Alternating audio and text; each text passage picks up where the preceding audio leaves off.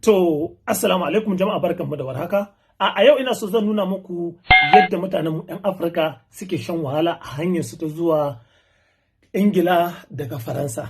A gaskiya wannan abu yana matukar so samu rai yana kuma bata mare.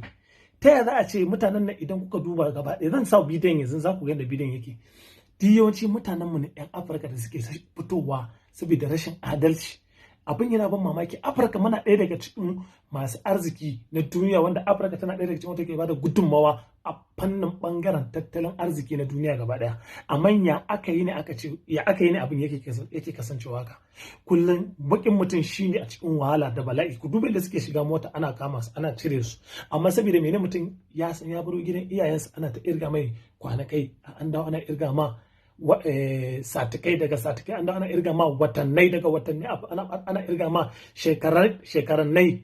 To kaga dole mutum ya zuciya. Za ga ɗan sanda ya kama ka ya saukar da kai, amma da ya juya za su ƙara goma su ɗani, domin da sun hau ba nisa daga inda suke yawa motan, wannan babban motan nan duka bai fi tafiyar kaɗan ne tafiyar da za su ka shiga Ingila. In dai ka riga ka shiga to ba za a dawo da kai ba, amma kafin ka wuce inda suke wajen nan ne akwai police a Paris, a nan cikin Faransa suna kama su sauke ka. Ba abin da za a ma. In a Najeriya ɗan sanda Najeriya ne kama ka zai ta dukan kai ka ce bala'i. Sunan sun in kawo za su ce ka sauka, in ka ƙara hawa kuma za su ce ka sauka, in ko ma an sauke su ko minti biyu ko tafiya ta ku uku ba za ga sun ƙara zagaya da gudu sun je sun ƙara ɗanewa.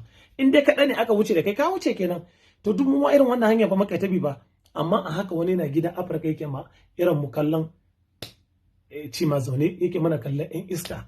Dan Allah zan so duk wanda ya ga wannan bidiyon ka kokari kai ma ka watsa shi, domin mutanenmu da ke gida su ga irin hozilin din da ake, irin zafin nema da mutanenmu suke yi. Wallahi bakin mutum yana bala'in kokari. Idan bature ne ya fito ya samu irin wannan kashe kanshi zai ce shi ya gwara ma ya mutu ya huta da rayuwa. Amma ka duba mutanenmu suna kokari. Za ku ga bidiyon zan samu ku shi yanzu. Daga Faransa ne fa, a Faransa ne fa wannan, daga Faransa zuwa Ingila ne fa. Ba hawo magana wai daga Italy zuwa Faransa ba, ko kuma daga Libya zuwa Faransa ba. Daga Libya zuwa Ingila, daga Libya zuwa Italy. Tafiya ce mai zaman kanta. Daga Libya ka shiga cikin ruwa, cikin sea, ka fiyo ka shigo Italy. Daga Italy kuma ba ka son ka zauna Italy, kana so ka tafi nan ma tafiya ce mai zaman kanta, ba ka da takarda. To don haka shugabanninmu na Afirka ya kamata ku canja. Ya kamata mu canja tun daga kanmu da ƙanana da ke tasowa da mu canja. Idan ba mu canja ba a haka za mu ta zama kullum bakin mutum shine a wahalai, bakin mutum shine a rikice. Bari in jawo muku wannan bidiyon.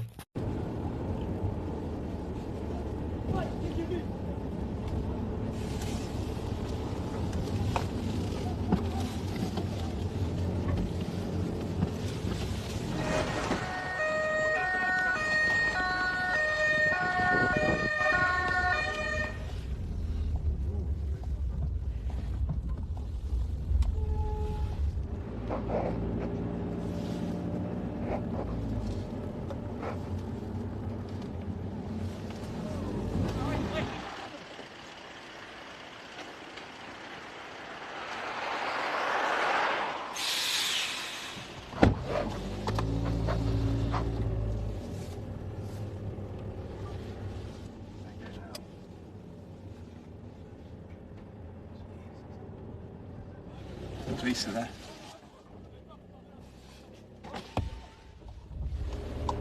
So even right in front of the police there, they're trying to get on.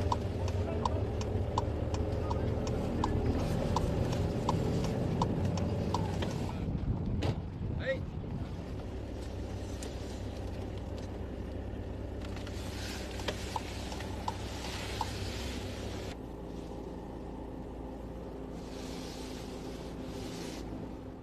Assalamu alaikum wa rahmatullahi wa barakatuh. Barka da Haruna Cizo wan Germany. Ya kake a garin? To oga Cizo, ka gani lamarin turai yanzu haka na zo wani bakin bodan Italy da Faransa ne, ana cimar Bantimiglia. To yanzu haka ana son wuce, amma kuma Allah bai sa ba, shi yasa ana kokari yanzu haka. Wannan yanzu layin jirgi ne, sai ka sallake tukunna kafin ka samu ka wuce. Wallahi yanzu haka mu da wasu 'yan Sudan ne guda uku. Wallahi in gaya ma oga Cizo, dare ne ma yanzu haka ga sanyi, wallahi ga sanyi in gaya ma.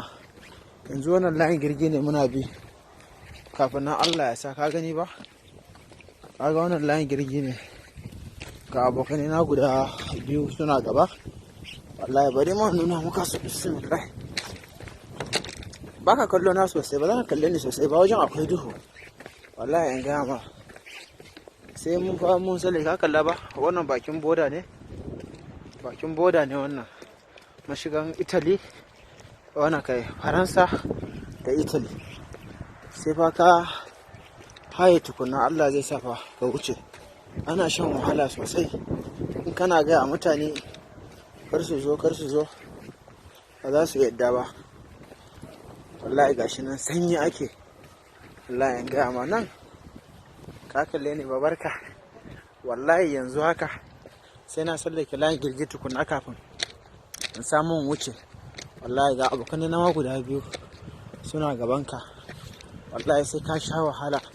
Layin girgin nan sai ka sallake, ka yi wannan ka tafi. Yanzu inda muka yi, wallahi inda kilomitan da na tafi, wallahi yana da yawa sosai.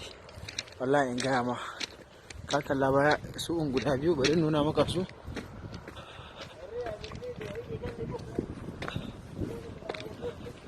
شوف كلم سديد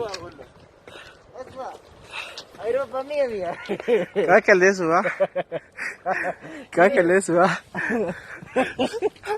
اوروبا مية والله. اسمع شنو اسمك؟ مشكلة يمشي فرنسا. kaga yanzu muna so mu tafi Faransa, wallahi sai ka sallake layin girgi. Ka kalle su شوف مشكلة تعب هلبة. لا شوية بدون شوية أنا ga cizo. Barka da warhaka, kake a garin? Wallahi kaga muna so mu shiga Faransa, to wallahi sai ka biyo layin girgin nan, ka je ka hau wani girgi, ko an mai da kai ko ka koma ko baka koma ba, za ka sha wahala.